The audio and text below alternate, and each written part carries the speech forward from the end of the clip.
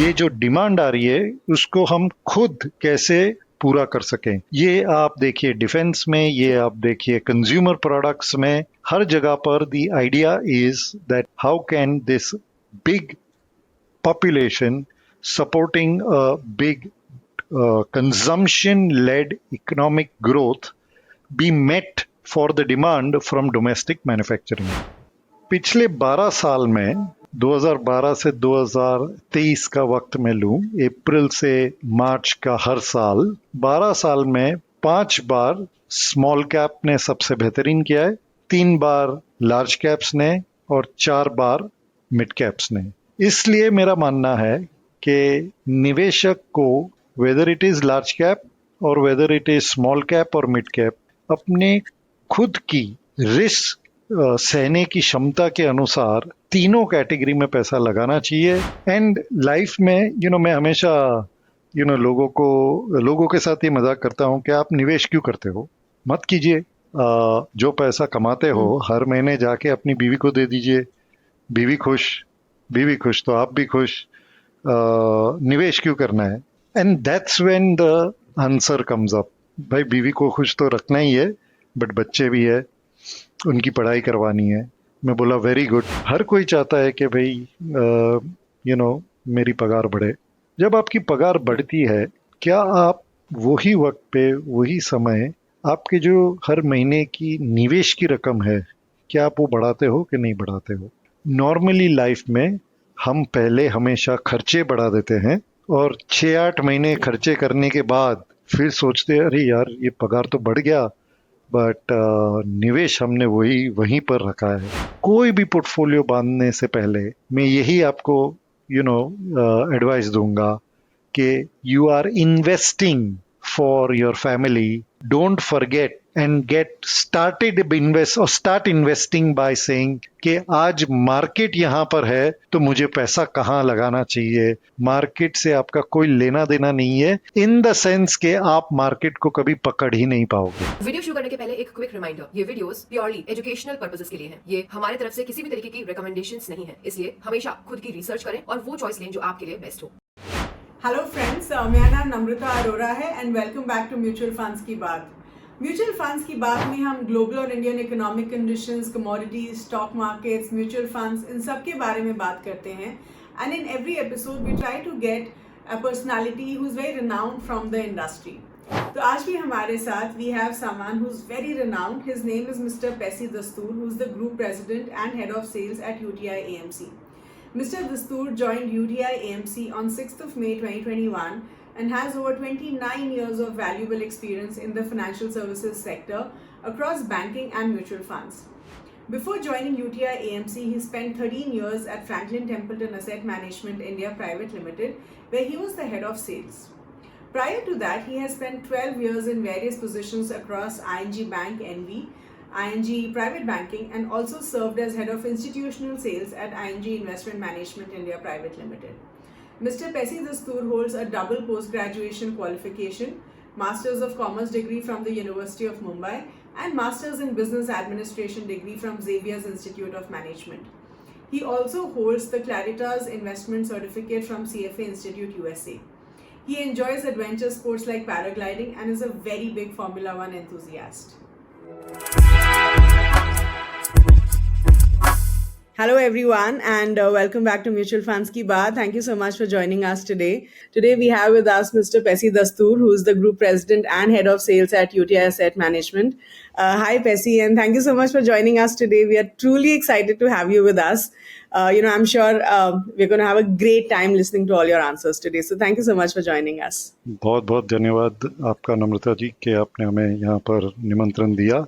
ये हमारी बड़ी खुशी की बात है आपके साथ वार्तालाप करने के लिए। Thank you. तो पैसी अभी क्वेश्चंस के साथ शुरू करते हैं। हमने आपके लिए बहुत सारे इंटरेस्टिंग क्वेश्चंस लाइन अप किए हुए हैं एंड आई डू होप कि हमारे व्यूअर्स को बहुत सॉलिड टेक अवेज मिलेंगे इस एपिसोड से। तो आई थिंक सबसे पहले let's get started with something about the economy. Moody's का जो investor services they have written कि इंडिया की जो इकोनॉमिक ग्रोथ है that's going to be at 6.7% for 2023. And they believe कि इंडिया का जो रिमार्केबल रेजिलियंस है, क्योंकि अभी ग्लोबली हमें पता है कि इतना कुछ हो रहा है and this so much happening on the global front, लेकिन फिर भी हमारी जो डोमेस्टिक डिमांड है वो काफ़ी सॉलिड है, जिसकी वजह से आई थिंक हम काफ़ी रेजिलियंट हैं to what's happening outside of India. तो आपके ओपिनियन में क्या इसकी वजह से we could see more money coming into Indian equities, या फिर आपको लगता है कि जो ओवरऑल ग्लोबल स्लो डाउन है वो शायद एक्विटी इन्वेस्टिंग बिहेवियर को यहाँ पे इन्वेस्ट प्रॉब्लम करेगा? सो नम्रता जी, मेरा मानना है कि ये विषय जो इंडियन इकोनॉमी है, आपको दो भाग में देखना चाहिए. पहला भाग, आप अंदर झांक के देखिए भारत के अंदर, और दूसरा भाग आप देखिए कि दुनिया भर में क्या हो रहा है. I think the biggest strength of the Indian economy is with in the country and not outside. आज की तारीख में और ज़्यादा पिछले 75 साल में हमेशा कहा जाता था कि हमारी जनसंख्या बहुत ज़्यादा है, बट आज यही जनसंख्या हमारी ताकत है.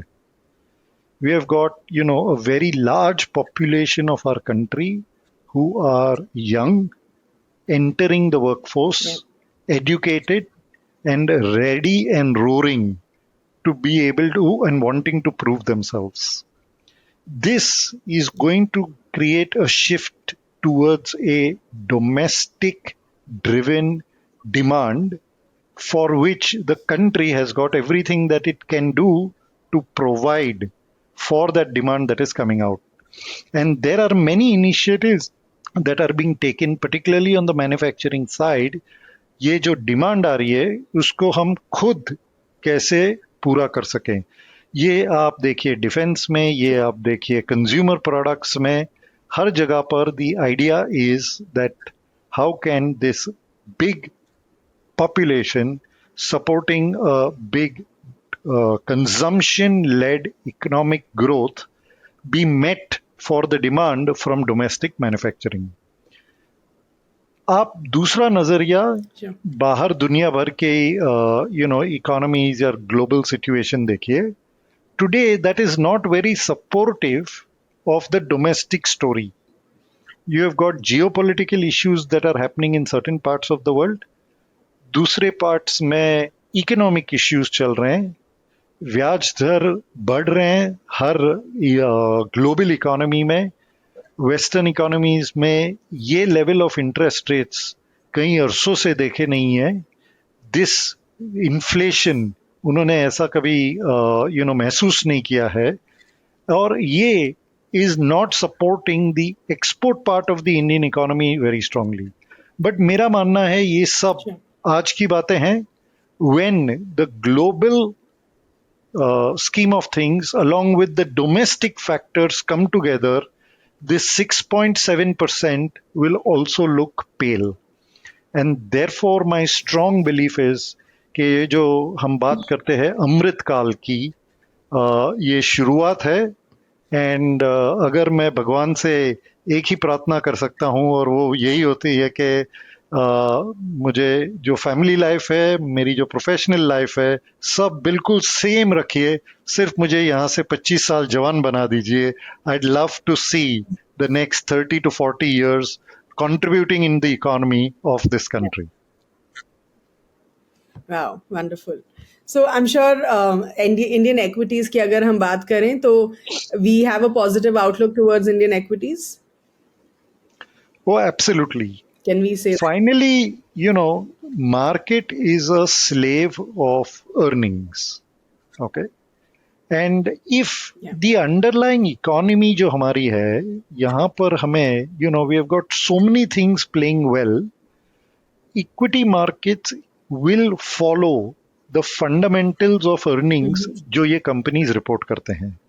एंड भले ये स्मॉल कैप स्टॉक हो, लार्ज कैप स्टॉक हो, मिड कैप स्टॉक हो, ये एग्रीकल्चर में हो या ये फार्मास्यूटिकल्स में हो, one will feed off the other and one will feed into the other, and that's how you have a strong ecosystem of economic growth that fulfills each other.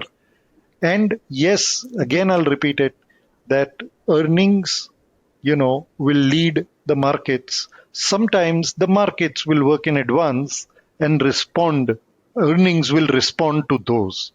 But at the end of the day, if you have a strong economic environment, earnings go up and markets follow earnings. Okay, wonderful. आपने बहुत सारी categories के बारे में बात करी, and you also said how they are going to come together. So let's just get started about some of the categories, and I do think कि हमारे जो व्यूअर्स होते हैं उनको दे वांट टू अंडरस्टैंड कि अलग अलग जो कैटेगरीज हैं वो कैसे काम करती हैं, कैसे व्यूअर्स के लिए या कैसे इन्वेस्टर्स के लिए कौन सी कैटेगरी वर्क करेगी। So let me start of with one very interesting category जिसने पिछले 6 महीनों में एक बिल्कुल टर्न अराउंड दिखाया है हम सबको।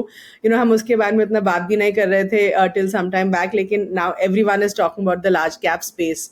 6 महीनों के बाद हमने देखा है कि लार्ज कैप फंड्स में जो है करीब 724 करोड़ का इन्फ्लोज आया है in the month of October, of course indicating कि जो इन्वेस्टर्स का फेथ है लार्ज कैप में वो काफ़ी स्ट्रॉन्ग है at this point in time. तो आपके ओपिनियन में जो अगले कुछ महीने हैं, do you think they belong to large cap funds, क्योंकि इन्वेस्टर्स अब शायद सेफ्टी मार्जिन्स ढूंढ रहे हैं, and is this the right bet really for large caps? So मेरा मानना है कि ज़्यादातर निवेशक सिर्फ रिटर्न से आकर्षित होते हैं, और यही कारण था कि शायद पिछले 1 या 1.5 साल से, ये पिछला 1 महीना छोड़कर, सबसे ज़्यादा पैसा, सबसे ज़्यादा नए SIPs सिर्फ स्मॉल कैप फंड्स में आ रहे थे। और वजह भी सही थी, क्योंकि पिछले 1 साल में आप देखोगे तो स्मॉल कैप कैटेगरी ने सबसे बेहतरीन रिटर्न्स दिए हैं।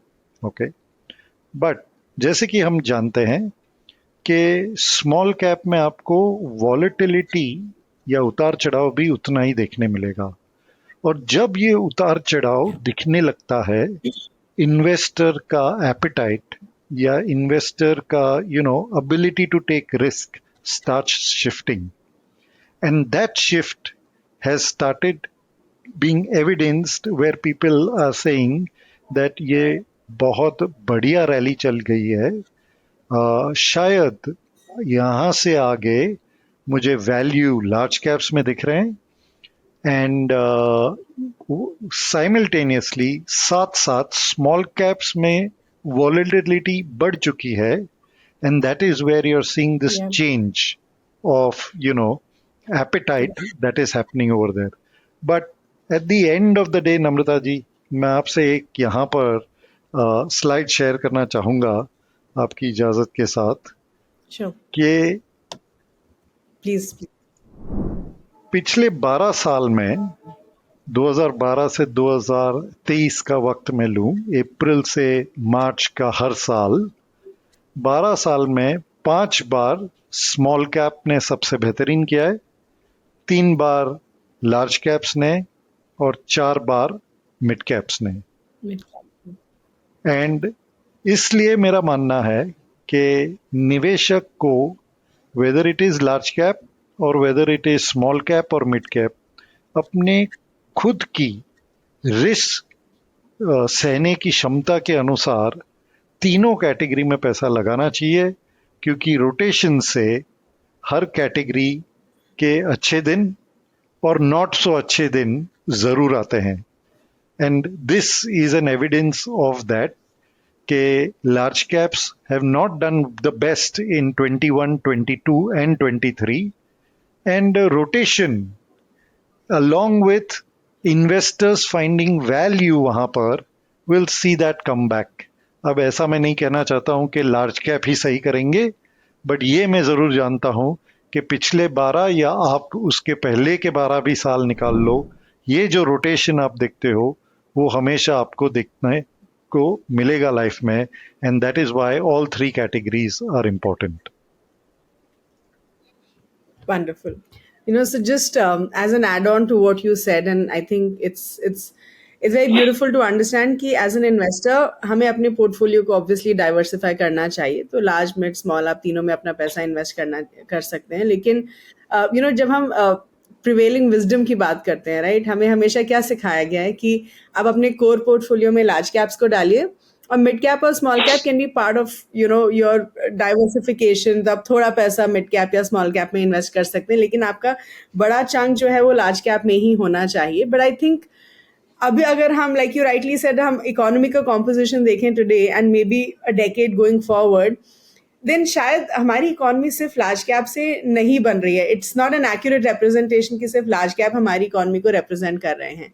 तो आपके ओपिनियन में do you think it's time that we look at multi cap funds, क्योंकि मल्टी कैप फंड्स ऑब्वियसली हमें लार्ज मिड स्मॉल तीनों का एक्सपोजर देते हैं. डू यू थिंक एक जो रिटेल इन्वेस्टर होते हैं वो जो if they are betting big on say small cap category at this point, would that be a right bet? So Namita ji, जैसे कि मैंने बताया कि सबसे बड़ा निवेशक जिससे आकर्षित होता है वो है रिटर्न. ओके, एंड जब स्मॉल कैप का रिटर्न पिछले एक साल में इतना बेहतरीन रहा है, सबसे ज्यादा चर्चा और इन्वेस्टमेंट भी वहां पर गया है. बट क्या ये सही तरीका है? मेरा मानना है कि ये सही तरीका नहीं है. Large cap, mid cap, small cap, अगर मैं एक छोटा इन्वेस्टर हूं जो अब जिंदगी में शुरुआत कर रहा है, मेरी क्षमता है कि महीने की सिर्फ 3 या 4 हजार या 5 हजार रुपया मैं साइड पे रख सकता हूं.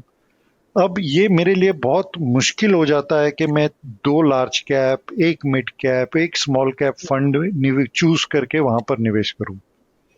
अब मल्टी कैप फंड जहां पर ये पैसा अपने आप बढ़ता है, ये तीनों कैटेगरी में, और फिर आप फंड मैनेजर के जजमेंट पे छोड़ देते हो कि कौन से कैटेगरी में कौन से वक्त पर आपको थोड़ा ज्यादा एक्सपोजर लेना चाहिए, वो फंड मैनेजर डिसाइड करता है.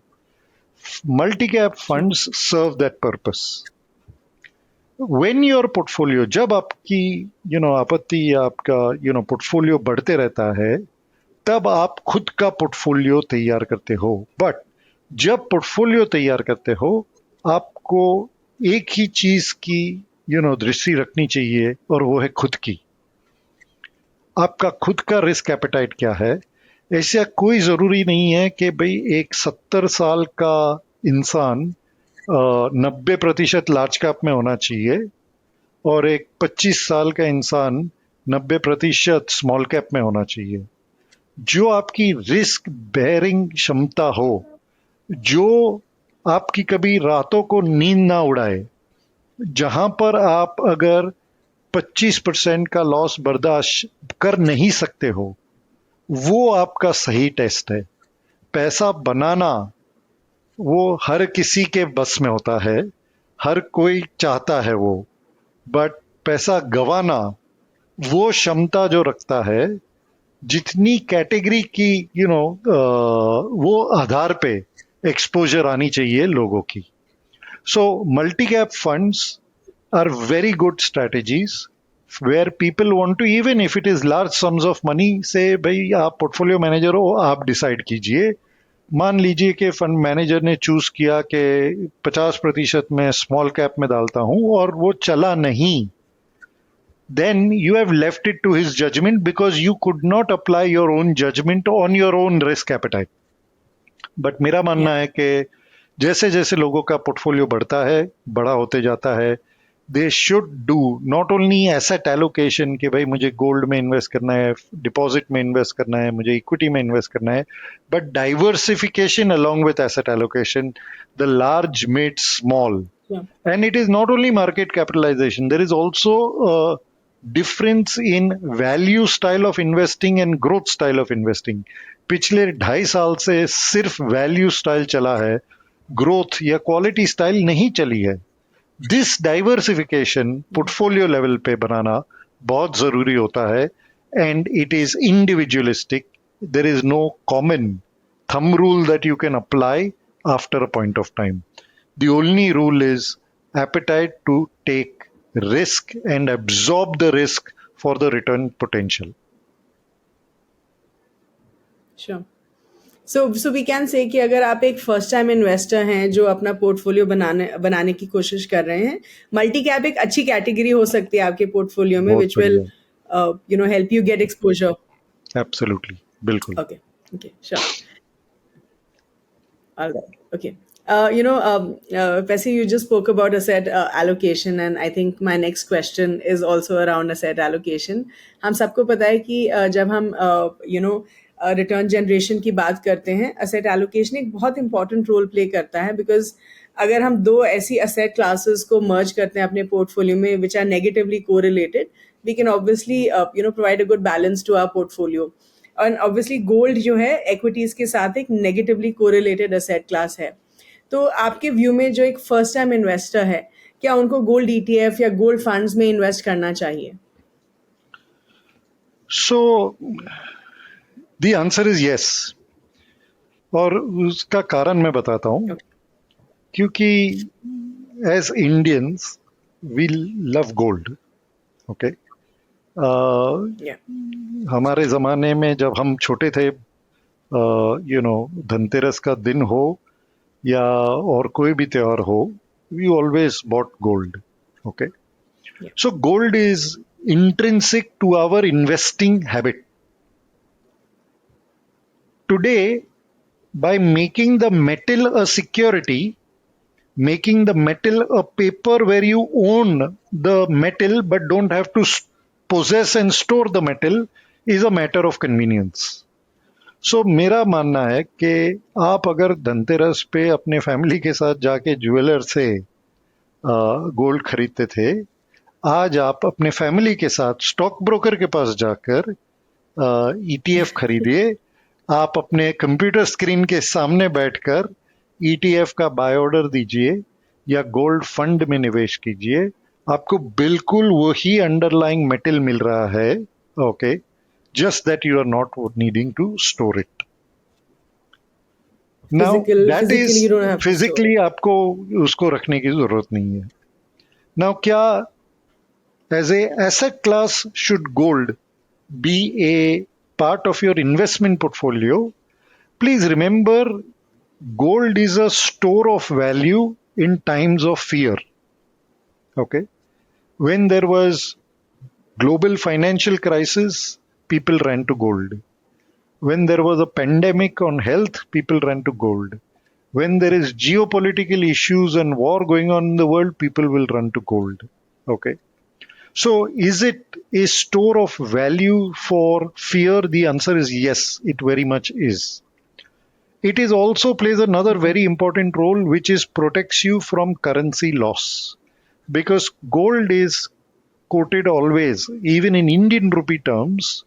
गोल्ड हमेशा उसका इंटरनेशनल भाव डॉलर में कोट किया जाता है और फिर करेंसी अप्लाई करके आपके रुपीज में. सो जब जब रुपी डिप्रिशिएट होता है, you are able to protect your currency also. Okay, my point is the only drawback that gold has is that gold does not have a cash flow attached to it. It only has a store value. So it does not produce anything which incrementally creates value. And therefore, I am saying, for every Indian's love for gold, please satisfy that love, but instead of buying the metal, buy an ETF or buy a gold fund. Okay. Can it be a part of somebody's portfolio? The answer is again yes, but there are different ways in which you'll be able to make it a part of your portfolio. But that's my guidance on gold. किसी को अपने घर में शादी करवानी होगी 20 साल 25 साल के बाद, आप वहाँ के लिए उसके लिए बहुत लोग गोल्ड सेव करते हैं. मेरा मानना है कि आप गोल्ड में SIP कीजिए. हर महीने मान लीजिए 5-7 हज़ार 2,000 का गोल्ड ETF खरीदिए या गोल्ड फंड में निवेश कीजिए, और जो वही आपको 100 ग्राम 150 ग्राम 200 ग्राम या 1 किलो आपको 15 साल में जमा करना है, आप एक एक ग्राम बटोरते जाइए हर महीने. It can work very very well for you. So convenient. आपको एक एक ग्राम की कॉइन लेके घर पे रखने की जरूरत ही नहीं है. It works wonderfully well. Thank you. I mean हमने बहुत बार गोल्ड के बारे में डिस्कस किया है, पर I am not sure if किसी ने भी इतना डिटेल में हमें समझाया about gold ETFs and how you can actually invest in gold ETFs or gold funds. So thank you, Pesi, for such a wonderful explanation on gold ETFs. I'm sure हमारे viewers को gold ETFs के बारे में definitely समझ में आया होगा, all thanks to your answer. So now let's understand one more thing. जब हम इन्वेस्टमेंट जर्नी की बात करते हैं, वी ऑल अंडरस्टैंड कि फाइनेंशियल गोल्स जो हैं एक बहुत इंपॉर्टेंट रोल प्ले करते हैं, बिकॉज जब हम फाइनेंशियल गोल्स की बात करते हैं, they bring in a lot of discipline to the way we invest our money, right? This is study which concludes कि जब एक इन्वेस्टर एक अपनी इन्वेस्टमेंट जर्नी फाइनेंशियल गोल के साथ शुरू करते हैं, then they tend to stay invested for the longer term. तो म्यूचुअल फंड्स में भी अब keeping this same thing in mind, a category, we have a category of mutual funds called solution oriented funds, right? So can you tell us a little bit about solution oriented mutual funds, जैसे children's mutual funds हो गए, and क्या वो really हमें children's education के लिए या फिर शादी के लिए पैसा बचाने की मदद करते हैं? And also please help us understand कि इन funds में जो asset allocation mix क्या होता है, and do these funds have any lock-in period? So if you can just help us understand a little bit about the solution oriented funds. सो नम्रता जी, आपका हर सवाल का जवाब सिर्फ एक ही है और वो है हाँ. बिल्कुल जी, कि हर टाइप का प्रोडक्ट है. एंड लाइफ में मैं हमेशा लोगों के साथ ये मजाक करता हूँ कि आप निवेश क्यों करते हो? मत कीजिए. जो पैसा कमाते हो हर महीने जाके अपनी बीवी को दे दीजिए. बीवी खुश तो आप भी खुश. निवेश क्यों करना है? And that's when the answer comes up. भाई बीवी को खुश तो रखना ही है, बट बच्चे भी है, उनकी पढ़ाई करवानी है. मैं बोला वेरी गुड. तो आप बीवी को थोड़ा कम खुश रखते हुए बच्चों की पढ़ाई पे ध्यान देना चाहते हो. बिल्कुल सही बात है. देन लोग कहेंगे भाई हमें अपने रिटायरमेंट के दिनों के भी बारे में सोचना है. आजकल जिंदगी लंबी चलती है. 80, 82, 85 साल कोई जी ले, आज कोई बड़ी बात नहीं रहती है. तो मैं बोलता हूँ वेरी गुड. सो वो भी एक गोल है आपके लिए. एंड ये गोल अगर आपकी जिंदगी में 15 साल, 25 साल या 30 साल या 40 साल के बाद आने वाला है, तो आप प्लीज जो निवेश करते हो वो गोल के लिए, वो नजरिया लेते हुए चलिए. And that is where the solution oriented products have been created in the industry. मैं यूटीआई को रिप्रेजेंट करता हूँ और यूटीआई में हमारे पास दोनों बच्चों की पढ़ाई के लिए भी है और रिटायरमेंट के लिए भी है. अब उदाहरण देता हूँ बच्चों की पढ़ाई के लिए. We have a children's fund. It has got a plan in which you can put all your money in equities if you are starting early.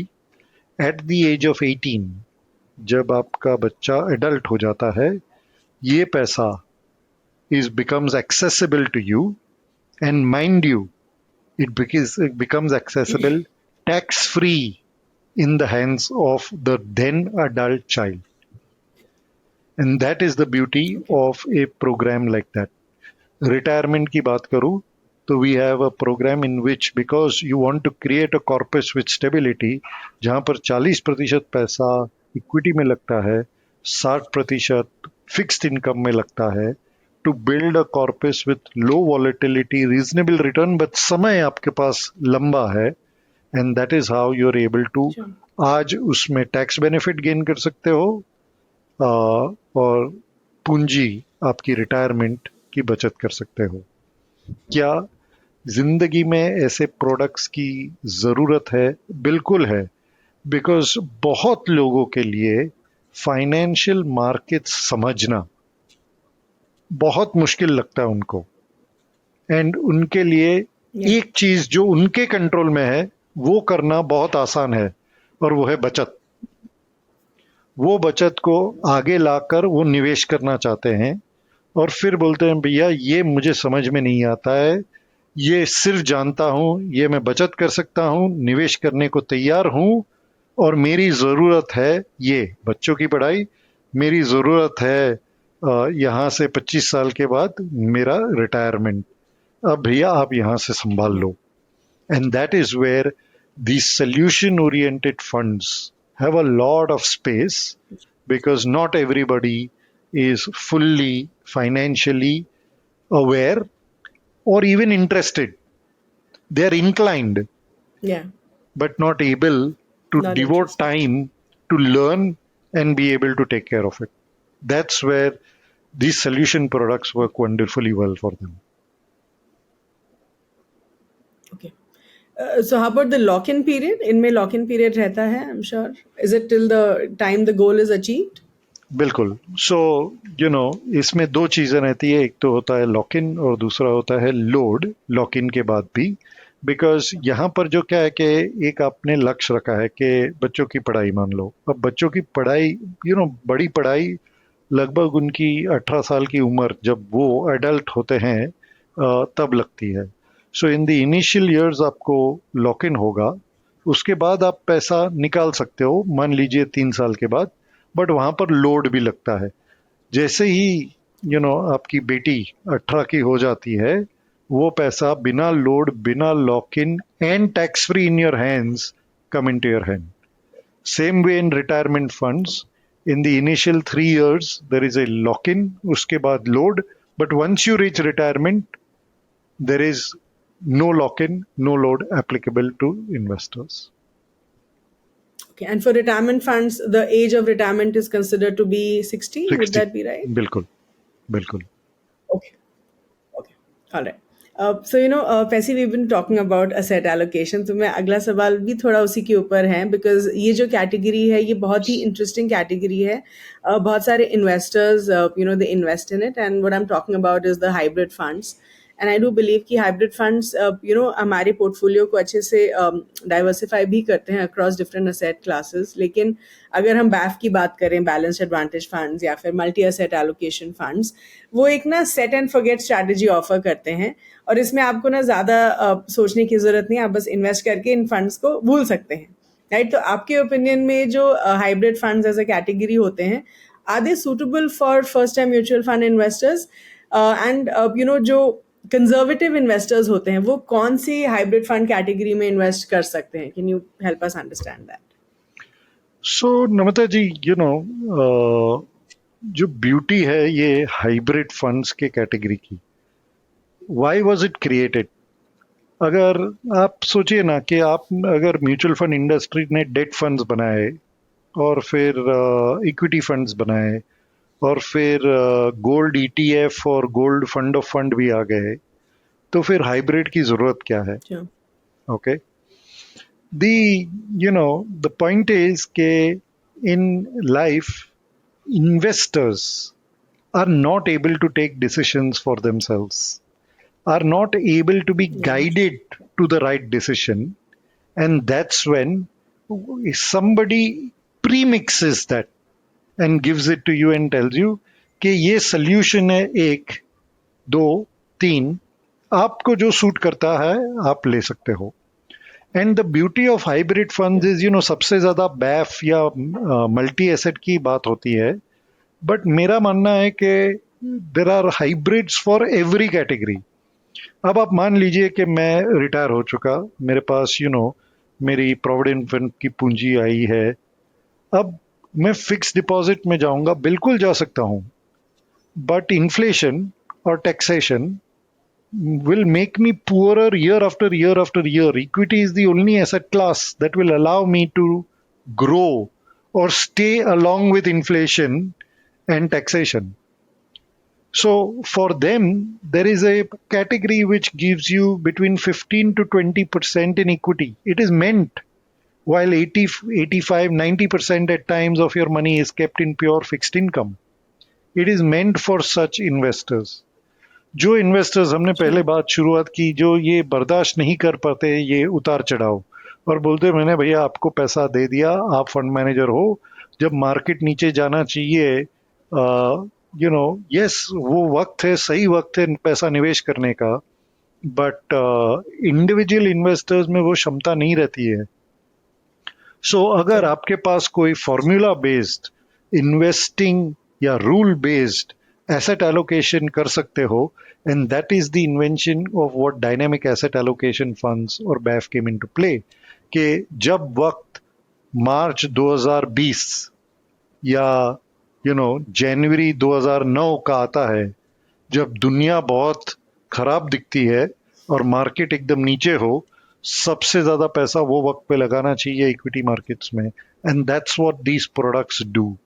So whether it is 10% equity, 90% debt, or products that have got as much as 80% equity and 20% debt at different points of time, हर ऐसे combination की जगह है, क्योंकि हर इंसान की ज़रूरत अलग है, उसकी रिटर्न की मांग अलग है, और वो रिटर्न पाने के लिए कितना रिस्क लेने की क्षमता रखता है वो अलग है.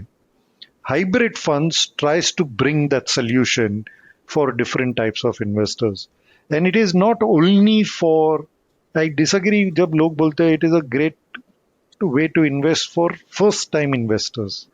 I think it is one of the best ways to invest for retired investors, because the only way you'll be able to beat inflation and taxation and bear your expenses every month is through hybrid products. It's not going to happen through only pure debt funds or fixed deposits. Okay, so are you saying कि जो first time investors होते हैं उनको बिल्कुल भी hybrid funds में exposure नहीं लेना चाहिए, या फिर can we look at certain categories of hybrid funds as first time So, investors? Namita, मेरा हमेशा मानना है कि यू नो आप निवेशक को बच्चे की तरह ट्रीट कीजिए, ठीक है. जब बच्चा पैदा होता है, ही और शी डज नॉट मूव. धीरे धीरे they start turning in the bed, then they start crawling in the bed, then they crawl on the ground, then they try to hold something and stand up, then they try to take their first step walking, then they walk, then they need holding hand and then walking, and then they walk independently and start running and doing long jump or high jump. It's a journey of life, right? You please apply the same principles to investing. There is a fixed deposit at a very early stage of investment, but that crawling, walking, you have to be very careful that if, when the child is turning on the bed and if the child falls, you don't want to create damage that the child feels scared about walking ever again. And that is where first time investors who want to experience market linked return, hybrid funds बहुत बेहतरीन solution लेके देता है कि भैया आपको सिर्फ 25%, आप एग्रेसिव हाइब्रिड या कंजर्वेटिव हाइब्रिड फंड्स देखिए, जो हिसाब से उनको क्रिएट किया गया था कि आपको 65% इक्विटी का रिस्क लेना चाहते हो या सिर्फ आप 25% का इक्विटी रिस्क लेना चाहते हो. Those are the phases in which investors are like babies who are learning to walk, and they should use these products as support system. Don't jump in अगर आपको रिस्क समझ में नहीं आता है. आप आप जब गिरते हो फिर बहुत सारे निवेशक मिलते हैं, नहीं भैया मैं तो ये कभी लाइफ में नहीं करूंगा. इट वाज बिकॉज आप क्रॉलिंग स्टेज छोड़ के सीधा भागने के स्टेज पे लग गए, क्योंकि आपने देखा वातावरण में, अरे इसने पैसा बनाया, उसने टीवी पे ये कहा, न्यूज़पेपर में हमने ये पढ़ा, तो छोड़ो, वॉकर की जरूरत नहीं है, हम सीधा रनिंग शूज पहन के दौड़ने की प्रयत्न करते हैं. It doesn't work like that. All right, sure. Thank you. So I think, Pesi, one of the very interesting things about mutual funds, and I think that was something which attracted me to start my investments in mutual funds, was the transparency that they bring in, right? हर महीने हमें mutual funds का detailed portfolio देखने को मिलता है. We understand कि कौन से stocks में हमारे fund ने invest किया हुआ है. But I think what is also very important, and I think जो एक बहुत interesting चीज़ होगी वो ये भी जानना होगा कि एक stock selection जो process होता है in itself, वो कैसे होता है, right? So please tell us from your point of view. I know UTI ने एक दिवाली पे ad campaign launch किया था showing the importance of disciplined investing in equity funds, right? तो सबसे पहले आप हमें इसकी help us understand a little bit about step up SIP, right? So first we'll talk about step up SIP, and then I want you to help us understand about the stock selection process in itself. So first we'll go ahead with the step up SIP question, जिसमें I want you to help us understand कि जो step up SIP होती है, क्या वो really एक वो जो wealth ratio होता है उसको improve करती है for an investor, और एक जो minimum step up SIP percentage होनी चाहिए एक इन्वेस्टर के दिमाग में, वो कितनी होनी चाहिए? बिल्कुल. नमिता, ये सवाल का जवाब बहुत ही सिंपल है। 2 साल पहले जो आपकी आमदनी थी और उसके 2 साल पहले जो आपकी आमदनी थी और आज आपकी आमदनी है, आपकी आमदनी बढ़ी कि नहीं बढ़ी?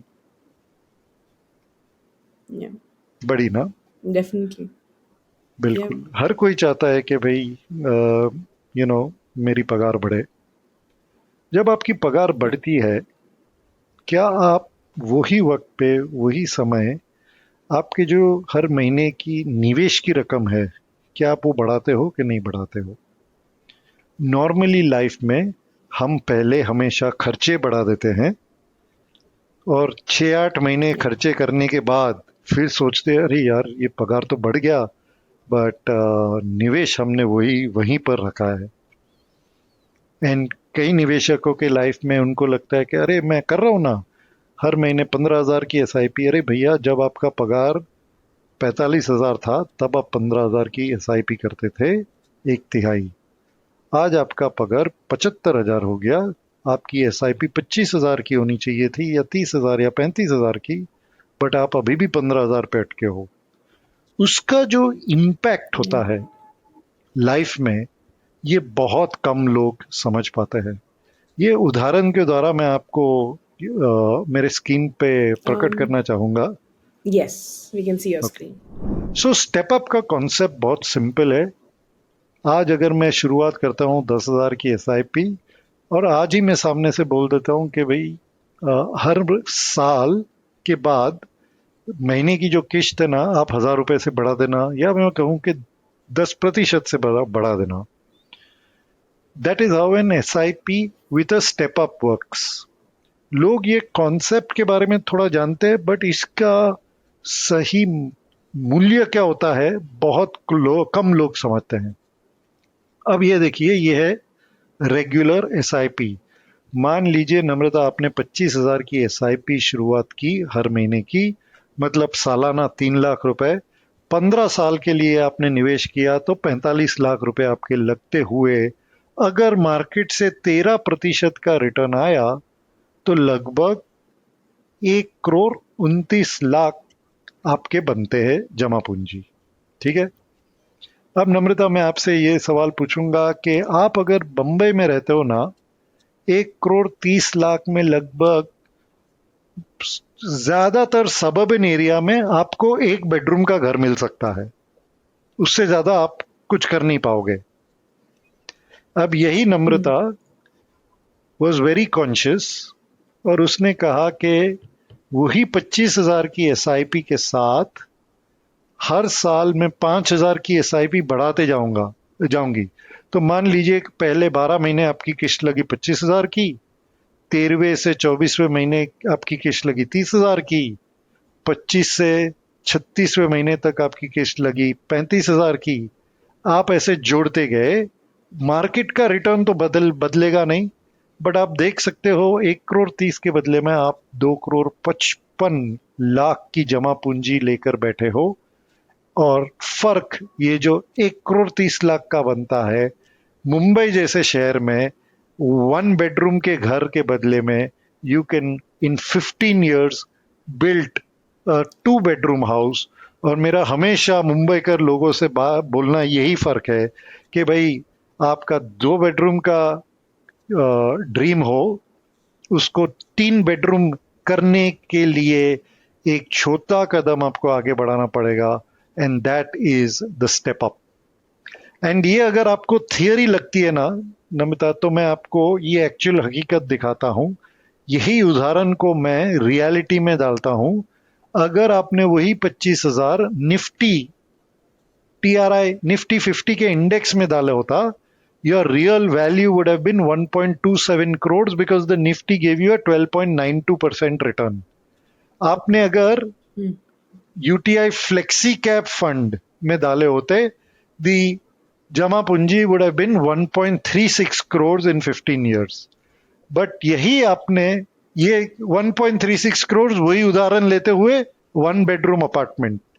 बट यही निवेशक ने अगर 25,000 की एसआईपी, 5,000 का स्टेप अप, यही यूटीआई फ्लेक्सी कैप फंड में जमा पूंजी होती लगभग 2,70,00,000, and that is the price that you'd pay for a 2 bedroom or a 3 bedroom in most or some parts of Mumbai.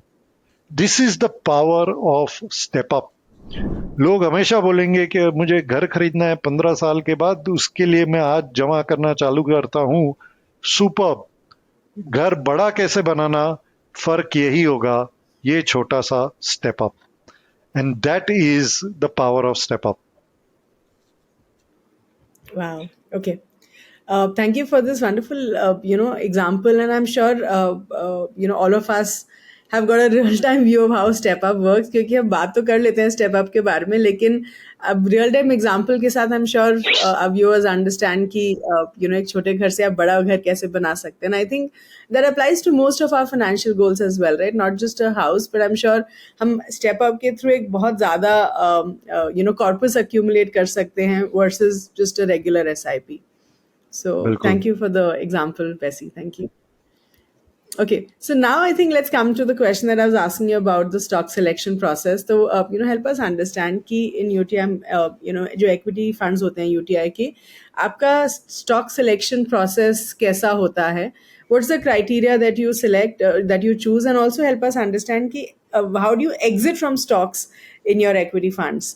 And can you also help us understand कि आपका portfolio turnover ratio कितना रहता है? बिल्कुल. सो नमिता, ये सवाल थोड़ा वापस टेक्निकल है. फिर से मैं अपना स्क्रीन शेयर करूंगा, बिकॉज आई थिंक कि यहाँ पर it will be better understood with this example. Yes, we can बिल्कुल. see it. सो यूटीआई का इन्वेस्टमेंट प्रोसेस हमारा खुद का ट्रेडमार्क है, जिसको हम स्कोर अल्फा बुलाते हैं. और जो हमारी रिसर्च की टीम रहती है, बहुत सारे पैरामीटर्स होते हैं स्टॉक सिलेक्शन के. ये कंपनी के कस्टमर्स कौन है, उसका प्रोमोटर कौन है, उसके सप्लायर्स कौन है, उसका प्रॉफिट क्या है. बट यूटीआई में हम सबसे ज्यादा ध्यान ये 2 फैक्टर पे देते हैं, और वो है operating cash flow and return on capital और on equity, depending which type of company you are talking to. Operating cash flow क्या होता है नम्रता, कि भाई आप प्रॉफिट पेपर पे बहुत दिखा सकते हो, बट अगर आपके बैंक अकाउंट में पैसा आया नहीं तो प्रॉफिट किस बात का, how is it going to impact you. So profits are an opinion based on accounting principles. Cash is a fact when it hits your bank account. Return on capital दूसरा concept है कि आप अगर growth चाहते हो as a company, it is very simple. You can keep borrowing money from a bank or somebody and keep increasing your business. But for the amount of capital that a promoter or shareholder have put, is the return on equity diluted every time you have grown your business to make it bigger or no? ये 2 सबसे important parameters हम हर company के लिए हमारा खुद का ranking देते हैं. कैश फ्लो के आधार पर अगर एक कंपनी ने पिछले 5 साल हर साल पॉजिटिव कैश फ्लो दिया है, उसको हम C1 रेटिंग देते हैं. और कोई कंपनी जिसने 2 या कम बार पिछले 5 साल में पॉजिटिव कैश फ्लो दिया है, उसको C3 रेटिंग देते हैं. सेम वे, अगर return on capital employed is greater than 18% on an average for the last 5 years, we give the company a rating R1, and if it is less than 10%, we give the rating, and this is our rating. This is not any rating agency's ratings. So, Sure. ये जो लगभग 380 companies जो पूरे Nifty 500 के 93% of market cap represent करती है, हर एक company को हम यही रेटिंग्स देते हैं on operating cash flow and ROCE. 263 companies are, 233 companies are where cash flow was positive in each of the last 5 years, and 185 companies were where the return on capital employed not return from equity stock, return on capital employed is greater than 18% on an average for the last 5 years. And this is how actually this helps us in deciding, because this is not just a concept. ये concept काम करता है कि नहीं करता है, आप यहाँ पर देख सकते हैं. 2017 145 कंपनी थी जो R1 में थी. वहां से 5 साल बाद 2022 में 113 कंपनी ऐसी थी जो पहले के यूनिवर्स में थी और आज भी R1 रही. एवरेज ऐसे कंपनीज का रिटर्न था 98%, मीडियन रिटर्न था 63%. So it is the fund manager's job to make sure that, oh, I buy an R1 company and it should remain R1. Because वो कंपनी अगर R1 से R3 गिर गई, आप देख सकते हो, आपका return was only 14% for such companies. But the real money is made when a R3 company migrates to becoming an R1 company. And if you can see the 48 companies जो थी R3 में, 5 कंपनीज ऐसी थी जो 5 साल की journey में actually R1 बन गई. उनका एवरेज रिटर्न था 270% एंड मीडियन रिटर्न था 172. तो ये प्रोसेस जो हमारा है, which is called score alpha, for 93% of the market capitalization of Nifty 500, we apply this process on every stock for the universe to be able to try and arrive at which companies do I want to buy in which portfolio of ours. आपका दूसरा भाग था ये सवाल का कि आप exit कब करते हो. आप एक चीज देखोगे तो हमारे फैक्ट शीट में हर महीने हम छाप के देते हैं कि हमारा पोर्टफोलियो टर्नओवर रेशियो क्या होता है, मतलब कितनी बार हम बेच खरीद रहे हैं फंड में. हमारे portfolio turnover ratios are normally very very low. Means the principle of investing is we buy a business for the long term, we decide on a stock holding percentage that we'd like to keep, and we will trade the stock to get that position sizing again. So मान लीजिए कि मुझे Asian paints company बहुत अच्छी लगती है, बहुत सालों से हमने वहां पर निवेश करके रखा हुआ है. पिछले 15 साल में वो कंपनी का I think CAGR return is excess of 30%. But portfolio में मैं ये मानता हूं कि मेरा 3% एक्सपोजर होना चाहिए. अब मान लीजिए ऐसा लहर चलता है कि ये 3%, क्योंकि एशियन पेंट्स का प्राइस एकदम जूमिंग अहेड गया, वो 3%, 5% हो गया. I will be a seller to bring it back to 3. और मान लीजिए कि लहर अच्छी नहीं चली और वो जो 3% थे वो उतर के 2% पे आ गए. I will be a buyer at that point of time. अगर फंडामेंटली ये कंपनी में कुछ गलत चले जाता है या फंडामेंटली इकोनॉमी में there is a big shift that is happening, that is when we will decide to move out of a company completely. और बहुत बार होता है कि business models get challenged, business models change, and that is the time you completely move out of companies to adopt newer thought processes that work in the marketplace.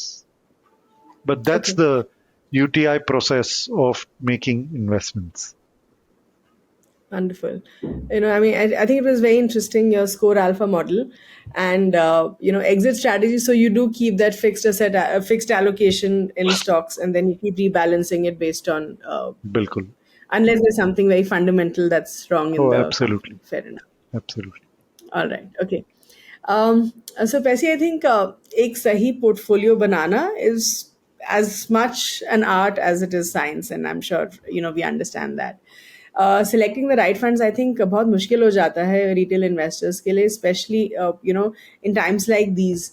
So मान लीजिए मैं एक investor हूँ जो अभी अपनी investment journey शुरू कर रही हूँ. So give me some tips in terms of how I can build a strong portfolio जो ऐसे market volatility को withstand कर पाए. तो ऐसी कौन सी categories होनी चाहिए जिससे मुझे अपना portfolio अभी के time में बनाना चाहिए? नम्रता जी, आपसे एक पर्सनल सवाल कर सकता हूँ मैं? Sure, please. आपकी शादी हुई है? Yes. Very good. आपके बच्चे हैं? Yes, I have 2 kids. Excellent. You and I are probably, in similar family status, but let me tell you, जब आप मुझे ये सवाल पूछते हो ना कि मुझे पोर्टफोलियो बांधना है मेरे लिए, ओके, एंड आई अज्यूम कि आपको मेरा स्क्रीन दिख रहा है. Yes, yes, I can see it. Perfect. तो नम्रता जी, मैंने आपसे ये पर्सनल सवाल इसलिए पूछा क्योंकि जब आप पोर्टफोलियो बांधना चाहते हो ना, आप एक ही तस्वीर अपने सामने रखिए और वो है आपके फैमिली की. What matters most to you in life, Namrata ji? Not the stock market, not the President of United States of America or the Prime Minister of India. What matters Yeah. most to you after your nation is your family. Yeah. When investing, why is it that we forget कि हम निवेश इसलिए करते हैं क्योंकि ये उनका हक है एक बेहतरीन जिंदगी का, और ये मेरी जिम्मेदारी है कि मैं ये उनका हक उनको पूरा करके दूं. एंड देयरफॉर कोई भी पोर्टफोलियो बांधने से पहले मैं यही आपको एडवाइस दूंगा कि you are investing for your family. Don't forget and get started invest or start investing by saying कि आज मार्केट यहाँ पर है तो मुझे पैसा कहाँ लगाना चाहिए. मार्केट से आपका कोई लेना देना नहीं है, इन द सेंस के आप मार्केट को कभी पकड़ ही नहीं पाओगे. Yeah. मैं आपको वापस उदाहरण देना चाहूंगा. ये देखिए, ये पिछले 25 साल के निफ्टी का रिटर्न है. 12% रिटर्न दिया है निफ्टी ने 25 साल में. 6 साल नेगेटिव था, 19 साल पॉजिटिव था. हमने शो के शुरुआत में बात की अमृतकाल की. ये तो अमृतकाल की बात भी नहीं चल रही पिछले 25 साल, and this was the kind of returns that the markets gave. Only twice in 25 years has the Nifty fallen in any year greater than 18%. Okay. Go back. Why are you investing for your family? Can you predict which is the best time to invest? You can't. Let me tell you, in 25 years, this is what the Nifty gave you as a return. आपने अगर निवेश करके आप बैठे रहते, 1 लाख रुपए लगभग 19 लाख रुपए बन गए होते आपके. ओके. बहुत सारे अच्छे दिन थे, बहुत सारे बुरे दिन थे ये 25 साल के जर्नी में. बट ये आप ध्यान रखिए कि आपने जो 40 सबसे बेहतरीन दिन थे निवेश करने के लिए, वो 40 दिन अगर आप चूक गए ना, तो 25 साल में आपके 1 लाख की पूंजी या जमा की हुई रकम सिर्फ 1,55,000 की पूंजी होती. क्यों? क्योंकि आप सबसे बेहतरीन 40 दिन 25 साल में आपके हाथ से छूट गए. आप देखना चाहोगे कौन से वो सबसे बेहतरीन दिन थे? 18 मई 2009 एक दिन मार्केट लगभग 18% से बढ़ गया था. 7 अप्रैल 2020 एक दिन में मार्केट लगभग 9% से बढ़ा था. 18 मई 2004 मार्केट 8.30% से बढ़ा था. अगर ये दिन आप चूक जाते हो, आपका रिटर्न लगभग गायब हो जाता है. और वैसे ही बहुत बुरे दिन रहते हैं. क्या आप मुझे प्रिडिक्ट कर सकते हो कि कौन सा बुरा दिन आने वाला है? पैंडेमिक के वक्त 23 मार्च को एक दिन में लगभग 13% का गिराव था. मान लीजिए आप भगवान थे, आपको ये पता था और आपने 22 मार्च को सब पैसे निकाल दिए. एक्सेलेंट. तो 13% की गिरावट से आप बच गए. बट 2 हफ्ते के बाद ये ध्यान में रखिए, लेफ्ट हैंड साइड पे 7 अप्रैल 2020 को मार्केट लगभग 9% से बढ़ गया था। वो मतलब 6 अप्रैल को आपको वही सब पैसा जो आपने निकाला था लाके वापस खड़ा कर देना चाहिए था, तो ही 7 अप्रैल का जो 9% की बढ़त थी उसमें आप भाग ले पाते। क्या आप या कोई भी निवेशक मुझे बता सकता है कि अगले 9125 दिन जो 25 साल बनाते हैं उसमें सबसे बेहतरीन 40 दिन कौन से रहने वाले हैं?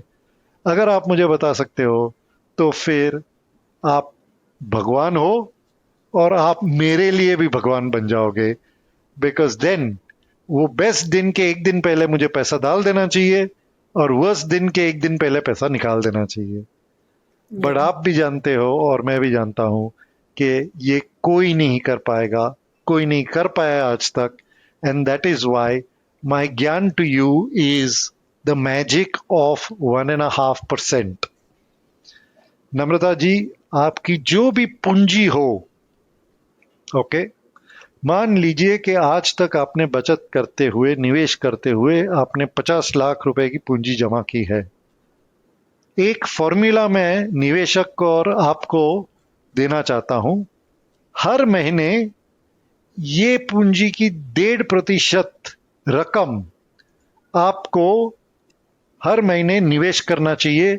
आप एसआईपी के द्वारा कीजिए, आप कोई भी तरीके से कीजिए, आप इक्विटी में कीजिए, आप कंजर्वेटिव हाइब्रिड, आप बैफ में कीजिए, आप कहीं पर भी कीजिए। बट अगर ये फॉर्मूला आप अप्लाई करते हो कि आपकी जितनी भी पूंजी हो उसका 1.5% आप हर महीने लगाते जाते हो, मतलब सालाना 18% आपका पैसा लगेगा। और फिर मैं आपको मेरे पहले स्लाइड के ऊपर आकर्षित करता हूं कि पिछले 25 साल में ऐसे 2 ही वक्त थे जब निफ्टी 18% से ज्यादा गिरा था। If you don't want to worry about market volatility, make sure your monthly SIP is 1.5% of your investment corpus that you have collected. You will never ask this question, आज मार्केट ऊपर है मैं क्या करूं, आज मार्केट नीचे है, ये वातावरण में मुझे खरीदना चाहिए, बेचना चाहिए। मेरा मानना बहुत सिंपल है।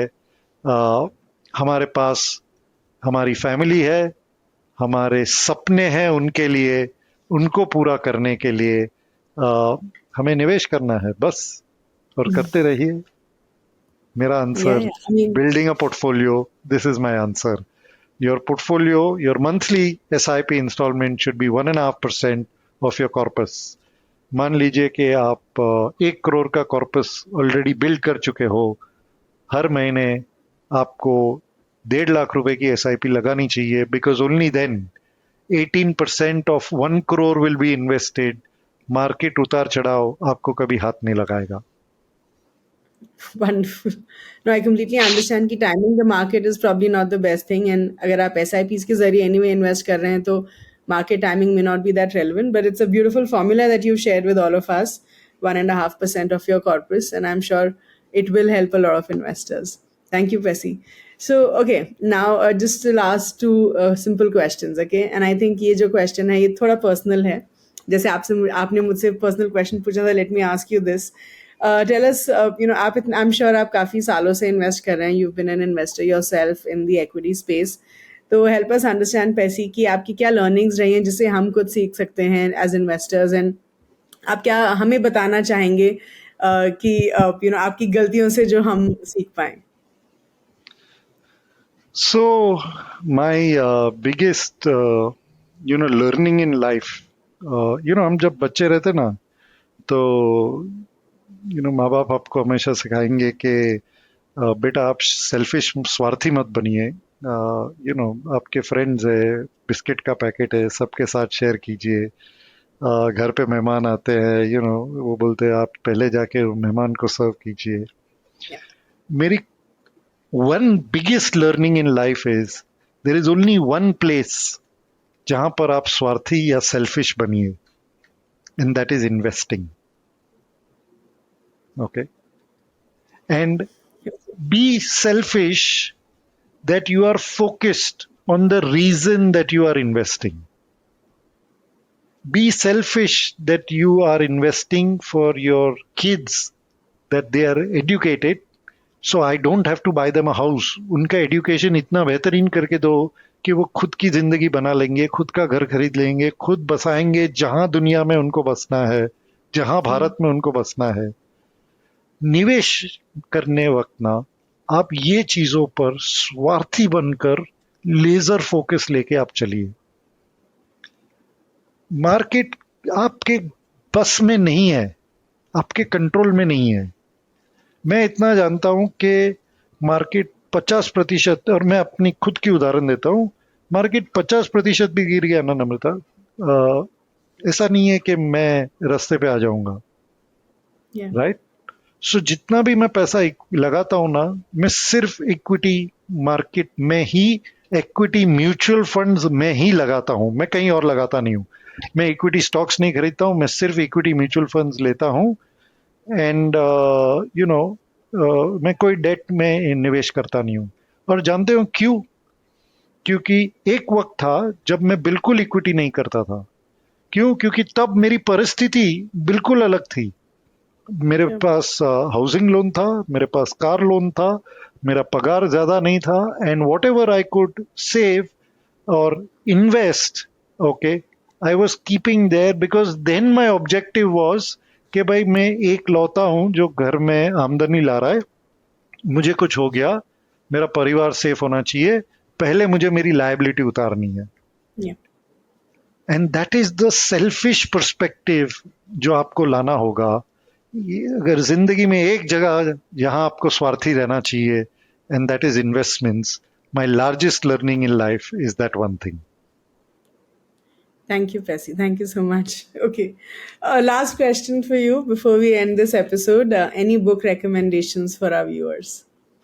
So, there are two books that I have read repeatedly, and I'll again put it up on screen so that viewers are able to see it, take note of it. But I have not, sought permission from these authors for showing this. But on investing, simple rules of investing, written in such a simple language. You have to read the book called Rich Dad Poor Dad. अगर आपने पढ़ी नहीं हो, anyone who is beginning the journey of investing must read this book on what is important as far as investing goes. And for जो आपके निवेशक evolve है, जो समझते हैं मार्केट्स को, बेटर समझना चाहेंगे, then The Intelligent Investor by Benjamin Graham is like the Bible of investing, among many other books written by many accomplished investors. This book gives you superb insights into how you can become a more refined investor. Two recommendations for the audience here. Wonderful. Thank you so much, Pesi. I genuinely had a great time talking to you today. I loved your calm demeanor, the way you answer all your questions. Thank you so much for your time. I'm very sure कि इस episode से हमारे viewers को बहुत सारी learnings मिलने वाली हैं, and I do hope we get you back for our future episodes as well. So thank you so much for your time, and we hope to see you soon. Thank you. बहुत बहुत धन्यवाद. Really enjoyed myself. बहुत मजा आया आपसे बात करते हुए. बहुत बहुत शुक्रिया. Thank you. Thank you. Wow, what a wonderful conversation with Mr. Dastoor. I'm sure आप सबको ये एपिसोड बहुत अच्छा लगा होगा, and I'm surely hoping that you guys are waiting for the next one. तो जल्दी से जो भी हमने पॉइंट्स डिस्कस किए मैं आपके लिए समराइज कर देती हूँ. तो सबसे पहले हमने मिस्टर दस्तूर से डिस्कस किया कि मूडीज इन्वेस्टर सर्विसेज के हिसाब से जो इंडिया की इकोनॉमिक ग्रोथ है that will stay at about 6.7%. They are citing the remarkable resilience that we've shown as a country amidst the global slowdown.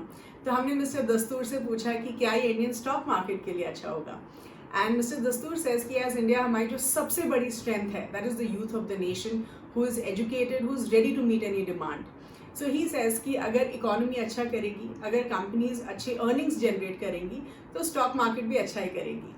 फिर हमने मिस्टर दस्तूर से ये डिस्कस किया कि आफ्टर 6 months ऑफ आउटफ्लोज हमने इवेंचुअली लार्ज कैप फंड्स में करीब 724 करोड़ के इनफ्लोज देखे in the month of October 2023, which obviously shows कि इन्वेस्टर्स का जो फेथ है वो वापस आ रहा है in the large cap space. So we asked him क्या large cap funds are expected to do well in the future. तो मिस्टर दस्तूर सेज कि जनरली जो इन्वेस्टर्स होते हैं वो रिटर्न्स को देखते हैं एंड स्मॉल कैप सेगमेंट में स्मॉल कैप फंड्स में रिटर्न्स काफ़ी अच्छे आ रहे थे, जिसकी वजह से काफ़ी पैसा स्मॉल कैप फंड्स में फ्लो हो रहा था। But we also have to understand कि स्मॉल कैप सेगमेंट में वॉलेटिलिटी भी बहुत ज़्यादा होती है, और अब जब स्मॉल कैप की रैली थोड़ी ख़त्म हो रही है, वॉलेटिलिटी बढ़ रही है, that is why we see the focus shifting from small cap to large cap space, which obviously includes stable companies जो ऐसे टाइम्स में अच्छा करती हैं। Then we also spoke to Mr. Dastoor about multi-cap funds, and Mr. Dastoor says कि multi-cap funds अच्छे होते हैं क्योंकि multi-cap funds में जो market segment allocation होता है, which is large cap, mid cap, small cap, और जो diversification aspect होता है वो हम fund manager के ऊपर छोड़ देते हैं। And at the same time, multi-cap funds जो हैं growth style of investing और value style of investing दोनों के ऊपर फोकस करते हैं। फिर हमने मिस्टर दस्तूर से ये डिस्कस किया कि जो first time mutual fund investors होते हैं क्या उनको थोड़ा एलोकेशन गोल्ड की तरफ करना चाहिए। मिस्टर दस्तूर सेज कि as a first time investor आप गोल्ड ETFs या गोल्ड म्यूचुअल फंड्स में पैसा इन्वेस्ट कर सकते हैं क्योंकि वो थोड़े सेफ माने जाते हैं compare to physical gold. He also says कि gold is a store of value specially in times of fear. तो जब भी पैंडेमिक होता है या ग्लोबल फाइनेंशियल क्राइसिस है या फिर जियोपॉलिटिकल टेंशंस होती हैं तो लोग जो है जनरली गोल्ड की तरफ ज़्यादा अट्रैक्टेड होते हैं। एंड ही सेज कि गोल्ड जो है आपके इक्विटी पोर्टफोलियो को प्रोटेक्ट करता है इन टफ टाइम्स। फिर हमने मिस्टर दस्तूर के साथ ये डिस्कस किया कि जो हाइब्रिड फंड्स होते हैं जैसे कि बैलेंस एडवांटेज फंड्स या फिर मल्टी एसेट एलोकेशन फंड्स, ये फंड्स जो एक set and forget strategy offer करते हैं जिसमें you don't need a day to day thought. तो हमने मिस्टर दस्तूर से ये पूछा कि ये जो हाइब्रिड फंड्स होते हैं क्या ये first time mutual fund investors के लिए सूटेबल होते हैं। तो मिस्टर दस्तूर सेज कि जो हाइब्रिड फंड्स होते हैं they are good for different types of investors. तो चाहे आप कंजर्वेटिव इन्वेस्टर हो या अग्रेसिव इन्वेस्टर, आपके पास सारे ऑप्शंस अवेलेबल हैं। सो एज एन एग्जाम्पल, अगर आपको FD में इन्वेस्ट करना है, फिक्स डिपॉजिट में इन्वेस्ट करना है for your post retirement needs, तब भी आपको इन्फ्लेशन बीट करने के लिए थोड़ा इक्विटी में एक्सपोजर चाहिए होगा। तो फॉर इन्वेस्टर्स लाइक दीज वो हाइब्रिड फंड्स में इन्वेस्ट कर सकते हैं क्योंकि हाइब्रिड फंड्स आपको वो थोड़ा इक्विटी एक्सपोजर देगा that will help you beat inflation. Even for first time mutual fund investors hybrid funds are a good way of starting your investments, क्योंकि जो first time mutual fund investors होते हैं वो शायद उतना ज़्यादा रिस्क नहीं लेना चाहते हैं by investing in pure equity funds. तो जो हाइब्रिड फंड्स होते हैं वो आपको इक्विटी का एक्सपीरियंस करने का मौका देते हैं। So hybrid funds are basically going to hand hold you as a first time investor कि आप इक्विटी का एक्सपीरियंस करें and once you are comfortable you can invest in pure equity funds.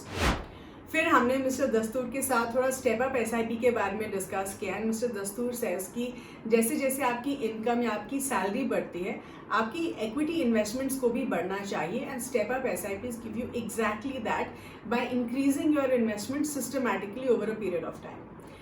He says कि अगर आप step up SIP करते हैं तो आप instead of buying a smaller house you can probably buy a bigger house in a few more years by doing step up SIPs. Then we also asked Mr. Dastoor about his learnings from the stock market and Mr. Dastoor says कि जब आप invest करते हैं तो आपको थोड़ा selfish होना चाहिए क्योंकि जब हम इन्वेस्ट कर रहे हैं हम अपने बच्चों के लिए इन्वेस्ट कर रहे हैं to give them a better quality of life, so it is okay to be selfish. So that was about it in this particular episode. I'm sure आप सबको ये episode बहुत अच्छा लगा होगा. I'm sure you've had some amazing learnings from this episode. Please do give us your comments. Please do like this video, share it with everyone, and please do subscribe to the Grow Mutual Fund channel. And I'll see you next week. Thank you.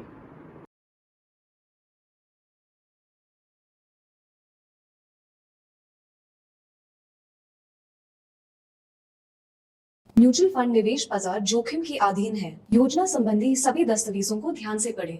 Mutual fund investments are subject to market risks. Read all scheme related documents carefully.